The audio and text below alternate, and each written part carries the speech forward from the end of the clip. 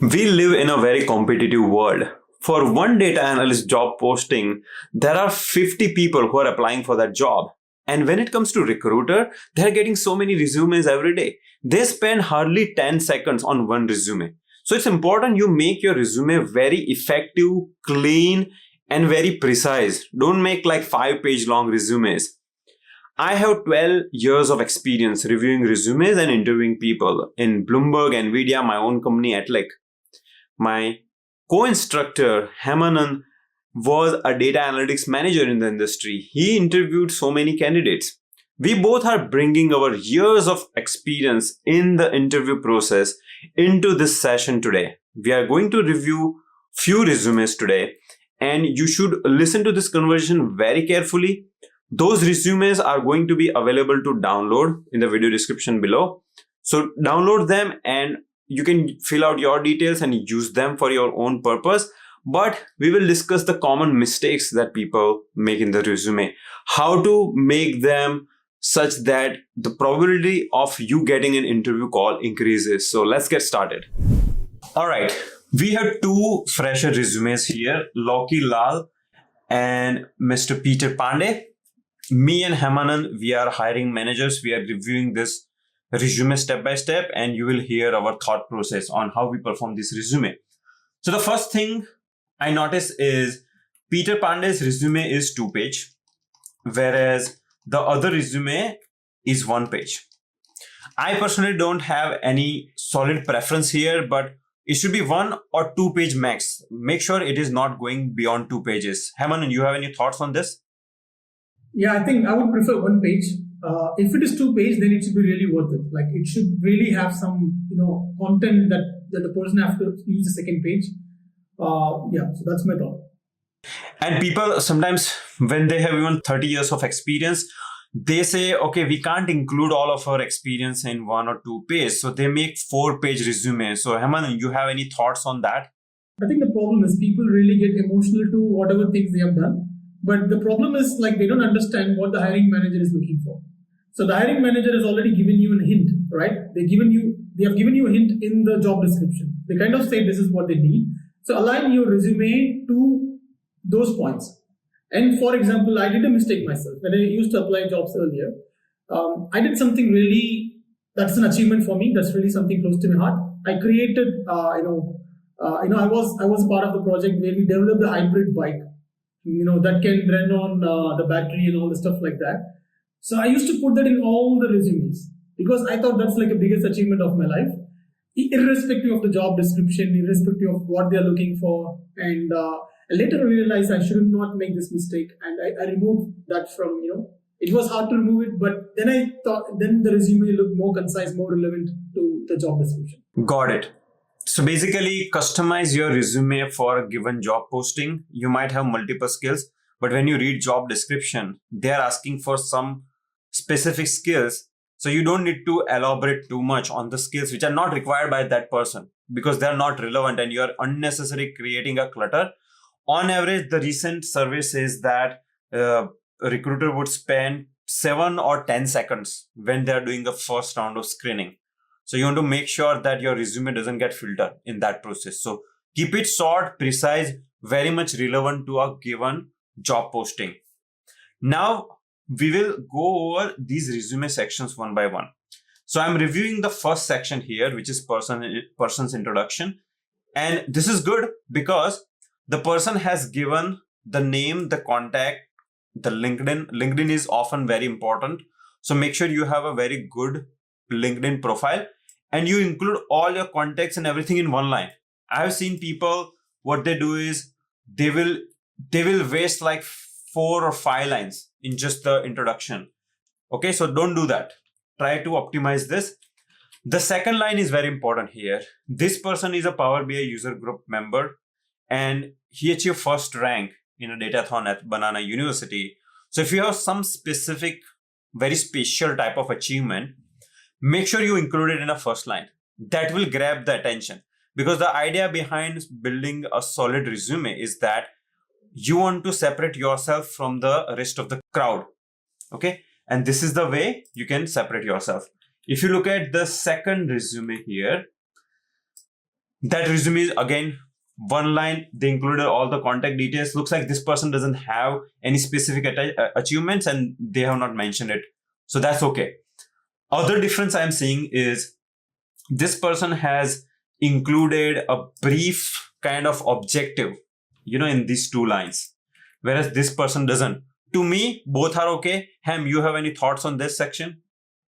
I think instead of saying special achievements, I would say relevant achievements. Again, special is subjective. It can be special to you, but not for the hiring manager. It should be really relevant to the job description. And here, for this if this is the role of a Power BI developer, this is a great relevant ad. Power BI user group member kind of shows your involvement outside the work, to learn, to collaborate with people. That says a lot about you. That single line says a lot about you. And in other resume where we saw the objective, I would not recommend this generic. It looked very generic to me. And if it is too generic, if it is going to keep you in the same loop as in the crowd, don't do that. Resume is all about reducing the noise and selling yourself to the hiring manager within that 7 to 10 seconds, you say. So if you think it's generic, don't do that. Okay, perfect. Okay, let's move on to the next section, which is education. This person did their education. This is like a master and this is BTech. So they have mentioned it here, which is okay. For a fresher resume, this is perfectly okay. If you are an experienced person, we have, by the way, an experienced resume here. So let me just open it quickly. So Mr. Thanos Thakur, you all know he's very experienced in doing all kind of crazy things. This person did not include education in the beginning, and that is perfectly okay, because once you have certain years of experience, your degree doesn't matter. When I interview people, and if you have more than, let's say, 2 or 3 years plus experience, the degree doesn't matter. So you don't need to highlight it at the very beginning. See, what this person did is at the very end, they mentioned their degree. And don't mention how much you scored in your HSC and SSC and all of that. Okay? Any experienced person, education should be 1 or 2 line and that's it. All right. Let's move on to the next section, which is skills. So now, in terms of skills, both of these resumes are doing good job where they're categorizing the skills. See, you're saying programming, visualization, these are all the categories. And these are relevant job categories. For a data analyst role, you need to have experience on analytical tools. This is probably something you'll put as a first line. Then programming, database, all of this looks good. But notice this section. When, as a resume reviewer, I look at this, I'm like, okay, you have excellent verbal and written communication skills. Anyone can write it. Where is the proof? Look at the other resume. Here, this person has given a proof that their core competence is communication, and they were a secretary of Toastmaster Club and they spoke at Pi Data. These are giving a proof that you have these core competencies. Any thoughts on skills section, Ham? I think that's really well said. It's always better to categorize, and even in those categories, don't try to make it look too crowded. Some people try to put like all the 10, 15 things they know, and without telling what is the expertise. If you put 10 or 15 things and don't tell what is your expertise among those 10, 15, it makes you look like a generalist. And if they're hiring you for a specialist role, don't do that. It kind of doesn't give a good impression. Instead, just put 3 or 4 things in which you have expertise. And if possible, also say which is your, try to mark your skill level in each of those, skills, softwares or something like that. If the job posting you're applying for, they're looking for Power BI developer, then make sure that that skill is, at the very beginning. Sometimes what people will do is, okay, Power BI will be hidden somewhere in the middle, which is even hard to read. As I said, they spend 7 seconds. You want to grab their attention. So in 7 seconds, if you want to grab their attention, Power BI is the number 1 skill they're looking at. Just put it at first. Like, this is all so much common sense. And I have seen people making obvious mistake. They will write hell lot of things, and the main skill that recruiter is looking for will be totally hidden in the clutter. Okay. All right. So now that we are done with the skills section, let's move on to the experience section. So Loki Lal has some business experience because after finishing BTech, they worked in the industry for a few years. Then they came to US for the master. So although this is a fresher resume, they have some prior work experience before their master. For that reason, they have two sections: business experience and academic projects. But if you are just out of college as a fresher, you would have just one section to mention your projects. Now, project portfolio is super important. So what they have done here is created a section called project experience, where they mention the projects they did during their internship. So this is their internship project. Projects that they finished during the online training. So they took codebasics.io's data analyst in Power BI course, and they have mentioned a section there. And they have academic projects. By the way, if you want to club both of these together, you can do that. You can just remove academic project section, and then you have a single project experience section with all kind of project experiences, whether it's academic, online learning, or internship. Now, how do you write a specific section for a specific project? See, read this line carefully.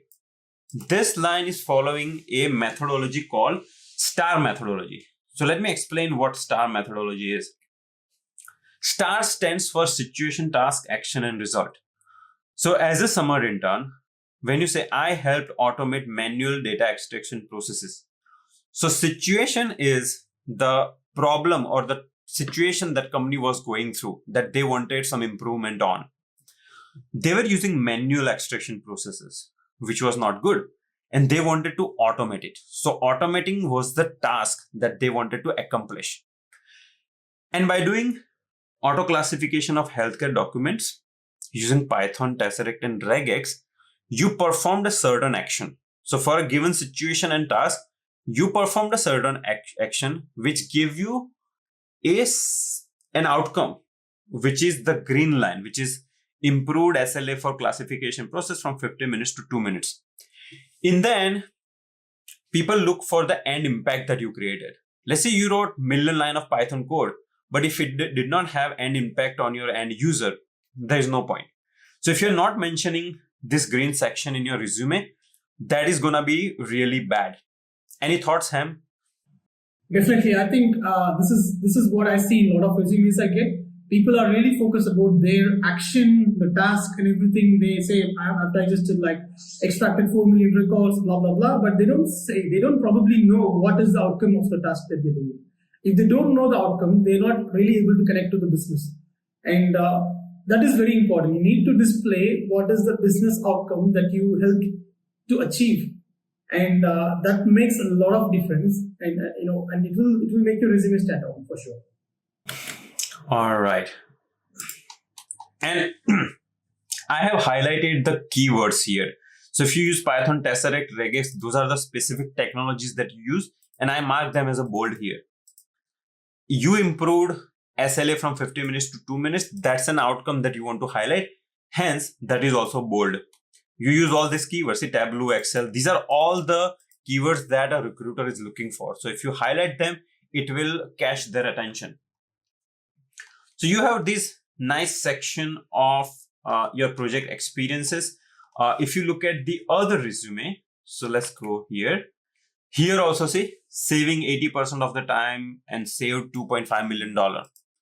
People do have this kind of experiences where they help organizations save millions of dollars.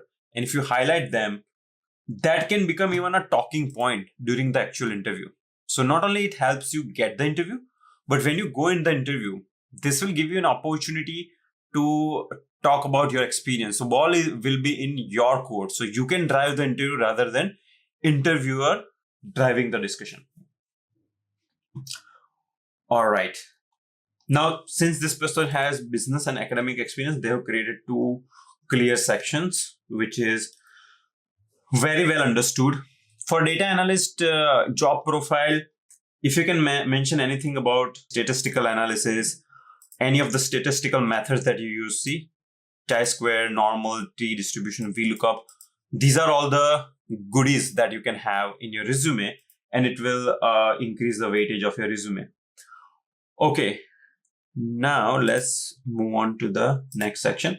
So I think we covered, in this resume, we covered education, skills, okay, courses. So when you're fresh out of your college, you might have some degree, let's say masters in, management informatics. There are some crazy degrees available out there which recruiter might not be aware about. So recruiter want to know what was the coursework, what subjects did you study. So here again, you mention only relevant courses. You might have studied history. Don't mention history here. History is not relevant to the job posting. Only mention some relevant courses. Now, this person studied macroeconomics. So if you're applying for a financial data analyst position, this will make a positive impact. Okay. So that's why we're saying this again and again. It is very important you read the job description and modify your resume and then apply customized resume for every job posting. Don't use same resume for 1,000 jobs. Okay. This next section was certification and awards. If you have any special achievements or relevant achievements, for example, if you have done open source contribution, at least me as an interviewer, I give them more weightage. Whenever I see a person doing open source contribution, I'm like, I want to talk to this person. So that person will definitely pass the resume screening section. Certification. So now here they have mentioned IBM Professional Data Science certification. Make sure you mention the certification which has some value in the market. It's not like you take some cheap course from some random website. You mention you have 10 lines for all kind of certificates which people don't have any clue on. Okay. So that point is equally important. All right. And then we covered the project experience section as well. Now, one thing that comes up, Ham, is people sometimes have a gap in their experience, especially for the experienced professional, right? So if I'm looking at this experience resume, they have a gap. So what do you suggest, Ham, on how to handle gap during those project experiences? I think, in resume, normally the gap is not noticed a lot because the hiring manager doesn't get a lot of time. So the gap is normally discussed during the process of, in the interview. So that time it's always better to talk about the gap in advance than letting them asking the question. So when you talk about yourself, you talk about the gap, why you did this, because there is always a rationale to have gap. Even if you failed in something, you took a break, that's absolutely fine. I think it's okay to mention that. All right, cool. Also, one quick thing that sometimes I've seen people give too much personal details. You won't believe it, but I've seen some resumes where they mention their marital status. I'm married. This is my address. You don't have to mention all of that. Okay. This is my age. Okay. I'm 52-year age, married with 2 kids. Don't do that. Right. It's just, they don't care. Recruiters don't care. You just give your name, your phone, email, and that's it. Don't share too much personal information. All right. I want to ask you a question. What do you think about the photo, resume photo? I would say for me, having photo doesn't matter. Actually, if you have a photo, it's okay. I would say don't have a picture, but I think you probably have a different opinion on this, right? For me, not having a profile picture doesn't matter, but it can be sometimes, used to your advantage. Let me put it in a different way.